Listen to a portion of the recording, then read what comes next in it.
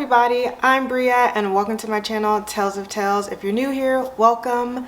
If you have been here before, welcome back. So today's video I have titled My First Time.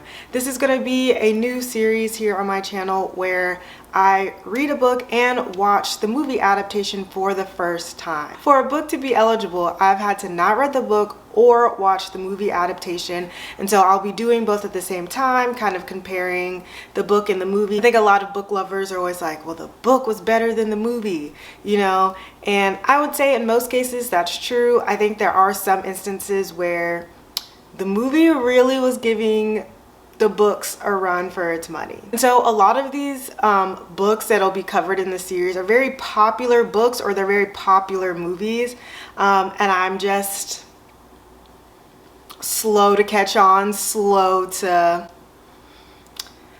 you know, just get into the hype. So the first book is Gone Girl. I know, I can't believe that I haven't read it. I can't believe that I haven't watched the movie. I know for a lot of book readers, this book has been like the catalyst into their, you know, reading journey, and everybody just like loves this book. I don't know why I haven't had the urge to like pick it up before now, but here we are. And I will say that I don't think I've been too spoiled for anything, even though this book and the movie have been out for a while. This whole series should be very interesting because people are either gonna love it or they're just gonna be mad at me for like bashing their favorite books and movies, but we'll just see how it goes. So I know we're only like a minute into this video, but if you haven't read Gone Girl and you don't want to be spoiled for it, just go ahead and click out of this video. I love you so much. There'll be another one for you at some point because I may or may not be spoiling this book in the entire video. For those of you who haven't read the book and have decided to stay and watch this video, just for your reference, this book is about a wife who goes missing and her husband is like trying to find her. She goes missing on their anniversary. And so let me just take you guys on this like thought process that I've been going on with me knowing a few things already about these characters. First, she's missing. Second, it's their anniversary. Third, she's an unreliable narrator. Four, she does these scavenger hunts for their anniversary. So hear me out. Does she go missing on purpose as a scavenger hunt? Like, is he supposed to go on a scavenger hunt to find her? Is that what it is? But what I'm hoping is that this is all a setup, and that's what I'm supposed to think, and it turns out to be something even crazier. That's what I'm hoping. Okay, so I just recently went to New York and I was reading on the way there and listening to some of the audiobook, and all I have to say so far is, what type of dysfunctional ass relationship is this? Both of them need therapy. Hi. Oh no. Hopefully that stays. Okay, so it has been a few weeks since I have seen you last. I have been traveling a bit, so I went to New York to just see a few friends and to revisit some of my old stomping grounds since, you know, it's been about 1.5 years since I've lived there. That was such a good time just to see some friends and hang out with them. I also went to Houston, and I also went to Fredericksburg, Texas, for my mom's birthday. I'm in the Starbucks line, so if this moves, I'm sorry. Now I have to order my drink.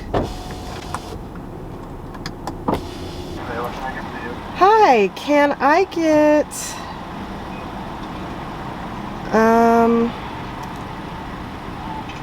a grande iced coffee with 1 pump of pumpkin sauce and 3 pumps of sugar-free cinnamon? People who do this in their car always make it look so cute, and I just feel like I'm failing at it. So for my mom's birthday, we ended up going to Fredericksburg, Texas. They have a whole bunch of wineries there, and you know, we just really hung out at our Airbnb, walked around, did some shopping. It was very fun. But I'm one of those people when I travel that I don't really read that much. I'm always just focused on other things that are going on around me to really read. So I know a lot of people love reading when they travel. I just can't do it. But I'm back from my travels now, and I was a real gone girl, if you will. I'm sorry, I just like couldn't resist that. Okay, so I'm at home now because clearly vlogging in the car is like not my forte. So back to Gone Girl. I don't like any of the characters. Like, I think I actually hate them all. Like, I want to punch them all in the face. But I think that adds to the story. When I say all, I like legitimately mean like all the characters. Amy's parents, Amy, Nick, Go, Nick's little side piece, whatever. Like, I hate every single character. But I love that I hate all of them. Does that make sense? Amy is absolutely crazy. And I love it. Like, it's giving me Snapped vibes. It's giving me Carrie Underwood, If He Cheats vibe, and I'm here for it. And she's crazy, but I think she's gonna get crazier. You know, and I'm afraid that me saying that I love that she's crazy is probably gonna backfire at some point. Sorry if I'm like blinking so hard, my contacts are so dry.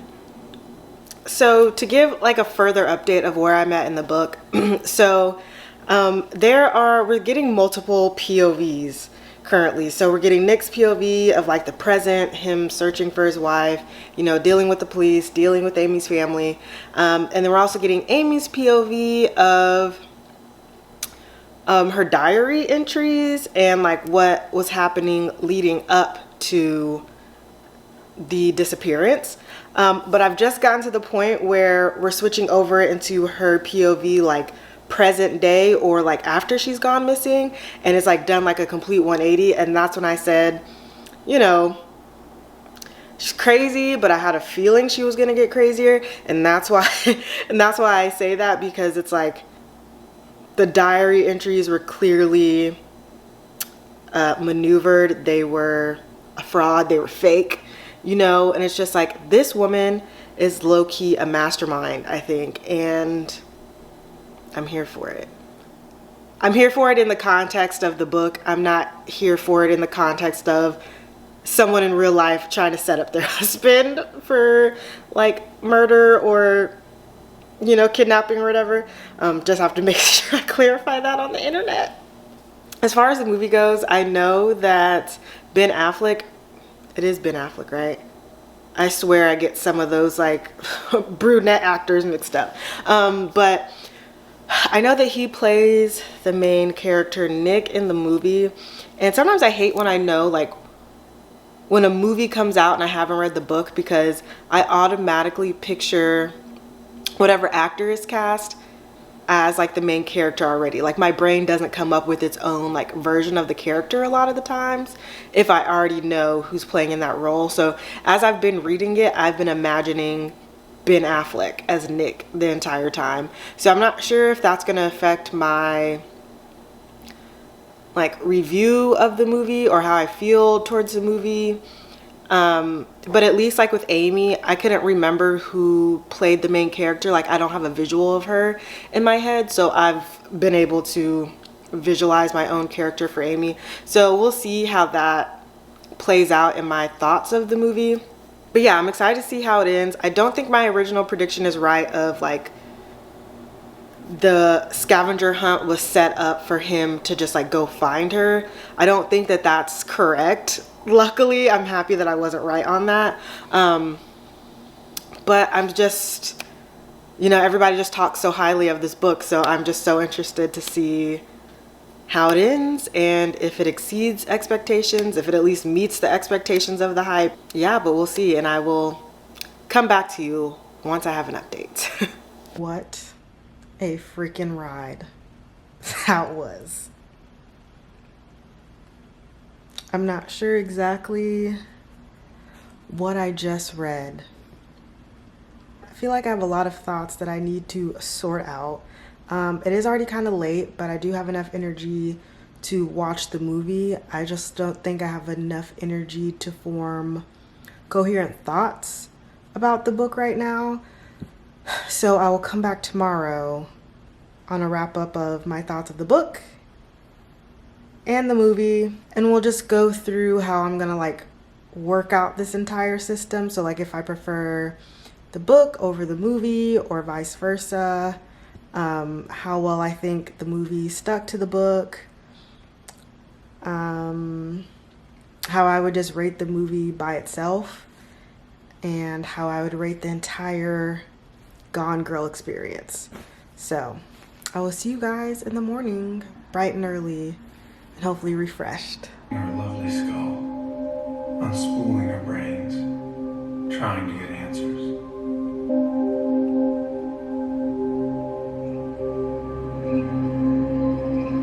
So I've officially finished the book and finished the movie, and what a ride.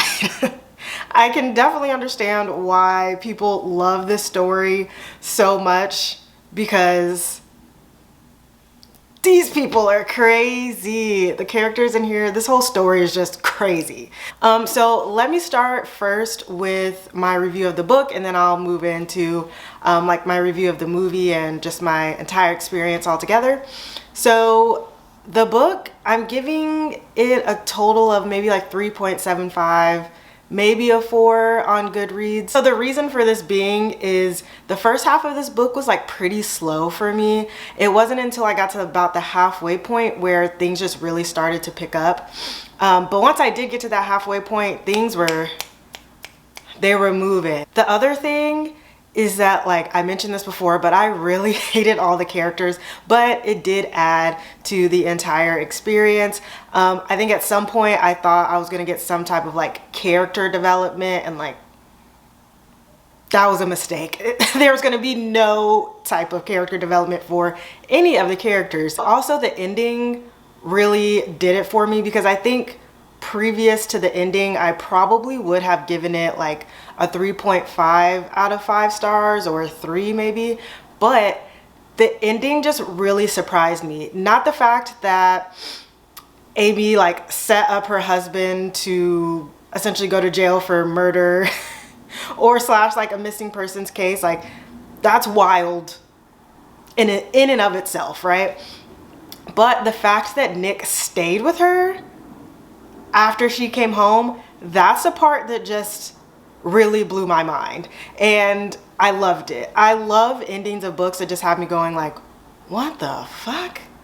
And that's exactly what happened. I was just so confused that he would have chosen to stay with her. And I wouldn't even say like confused, I was just like surprised, because his thinking and rationalization of why he was staying with her, like actually, I'm not gonna say makes sense, but I could track his logic, I guess. And because, you know, he's not just staying just because of the kid.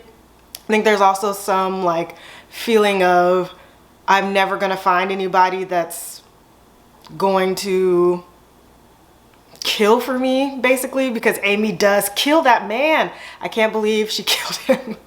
I mean, I can't believe it, you know. And I feel like the best way to like wrap it all up, like how I would sum up this entire story, is some people are just addicted to crazy, you know. And I really do hate using the word crazy to describe people, but she didn't have a medical diagnosis in this book, so all I can say is that she was crazy, and that they both needed to be in some type of hospital or someone's counseling office. I don't know, but it was a wild ride, and this is probably the most toxic relationship I've ever read in a book ever. For the movie, I would say that the movie followed along the lines of the book like almost to a T. I don't think I've seen a movie that has followed like almost like word for word like what's going on in the book. There was multiple times where I realized like exact lines from the book were being recited into the movie, and obviously you wouldn't know that if you didn't read the book, and maybe you wouldn't realize it if you didn't read the book as closely to watching the movie as I did. But there was multiple times where it was like the exact line from the book was placed into the movie, which I really enjoyed.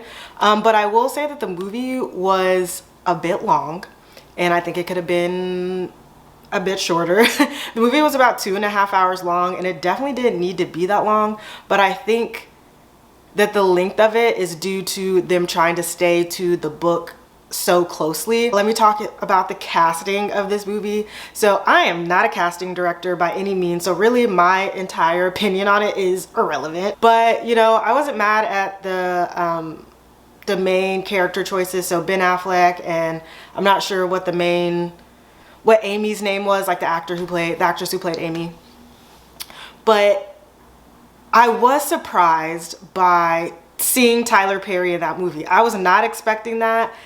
I did not know he was in that movie, and I was just like, Tyler Perry. I wasn't upset at it. Again, I can't be upset because I'm not a casting director, but I was just surprised to see him in that role.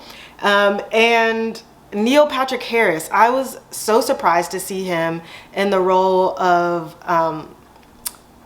the guy that Amy killed. I can't remember his name. I remember his last name was like Collins, I think. And he plays the guy who's like kind of a stalker towards Amy, and then Amy ends up using him for her master plan and then ends up killing him. And I think I just expected someone like a little weirder in that role. And while Neil Patrick Harris, he did his job and he did the role well, it just wasn't what I was expecting. But I think the casting choices also just made sense for the time that the movie was coming out. You know, if they want people to go watch the movie who might have not read the book, I think that casting, all of that like made sense. So overall, if we're thinking about the big questions, is the book better than the movie? I would say, this is a hard one because they're like so close together, but I would say yes, only because I think we get a little bit more into the characters' decision making and like who they are as people, and I think that helps us understand why some of the decisions were made. Like for example, with Nick, I think in the book I understood his thought process of staying with Amy a bit more than I did with the movie. Overall, I would say the book is better than the movie, but barely. I think that if you want to watch the movie without reading the book, you are not missing anything really, and like vice versa, because the storylines do follow each other so closely. So my overall ratings, book, I would give it a 3.75 out of 5, which is pretty good for me. Movie, I would give it the same, 3.5 out of 5 stars. It was nothing spectacular, but it was good for the adaptation. And my overall experience with Gone Girl, a solid 3.75 out of 5. Again, it's the whole thing was a good experience, and I understand why people enjoy this book and this movie so much. So let me know down below in the comments if you've seen Gone Girl, what your thoughts of it were like as you were reading it and as you were watching the movie. And as always, if you've made it this far, you're my favorite, and I hope you have a good week. Bye.